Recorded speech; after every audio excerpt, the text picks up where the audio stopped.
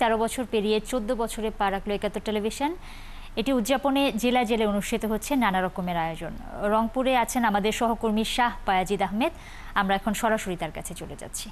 আমি এই মুহূর্তে রংপুরের চেম্বার অফ কমার্সের যে হল রুম, সেই হল রুমে আছি এবং আনন্দ আয়োজন আড্ডায় আজকে আমাদের মাঝে উপস্থিত হয়েছেন বিভিন্ন সামাজিক, সাংস্কৃতিক, রাজনৈতিক এবং প্রশাসনিক বিভিন্ন পর্যায়ের রংপুরের নেতৃস্থানীয় বর্গ, ব্যবসায়ী থেকে সব মহলের মানুষ, বিশেষ করে সাংবাদিক মহল। আজকের যে আনন্দ আড্ডায় সকলেই এক জায়গায় হয়েছে।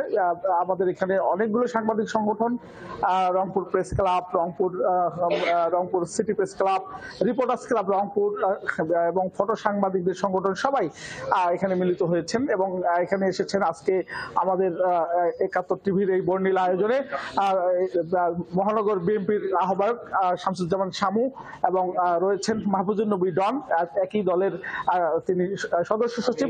এসেছেন জেলা জামাতের আমির গোলাম রাব্বানী এবং এসেছেন জেলা জামাতের সেক্রেটারি এনামুল হক এবং এখানে বিভিন্ন বিশিষ্ট ব্যবসায়ী তানভীর হোসেন আশরাফি এবং এসেছেন আমাদের আলামিন ভাই এবং রংপুরের স্বনামধন্য ব্যবসায়ী রয়েছেন। পাশাপাশি এখানে বিভিন্ন সামাজিক সাংস্কৃতিক সংগঠনের নেতা কর্মীরা এসেছেন এবং তারা আজকে এই যে আজকে 13তম বর্ষ উদযাপন করছেন এবং এখানে 13টি কেক রাখা হয়েছে, 13 পাউন্ডের কেক এবং বড় যে কেকটি সেটি একাই 13 পাউন্ডের। অর্থাৎ অতিথিরা বর্ণিল আয়োজনের আজকে তারা সরব হয়েছেন উৎসাহ উদ্দীপনার মধ্য দিয়ে একাত্তর টেলিভিশনের 13তম বর্ষে উদযাপন হচ্ছে এবং এখানে বিভিন্ন সাংবাদিক বন্ধুরা তারা এসেছেন দুপুর থেকেই।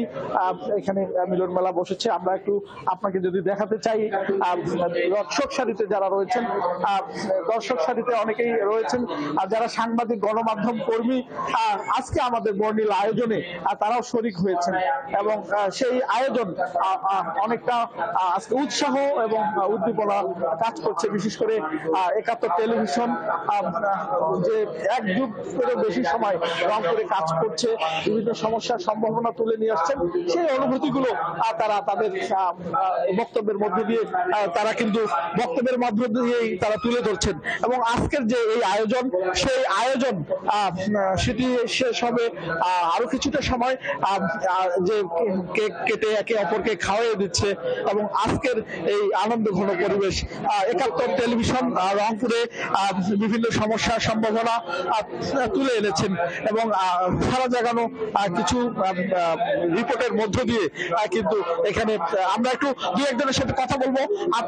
আমরা একটু কথা বলতে চাই মহানগর বিএনপির আহ্বায়ক শামসুজ্জামান শামু।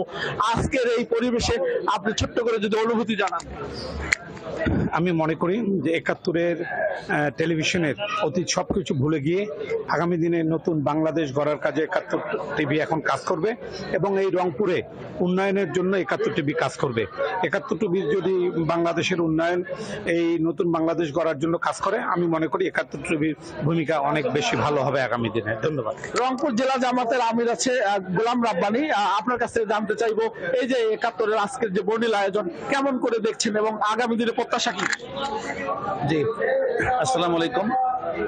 একাত্তর টেলিভিশনের প্রতিষ্ঠা বার্ষিকী উপলক্ষে আয়োজিত আজকের এই অনুষ্ঠানে আমাকে আহ্বান জানানোর জন্য কর্তৃপক্ষকে ধন্যবাদ, মোবারকবাদ জানাচ্ছি।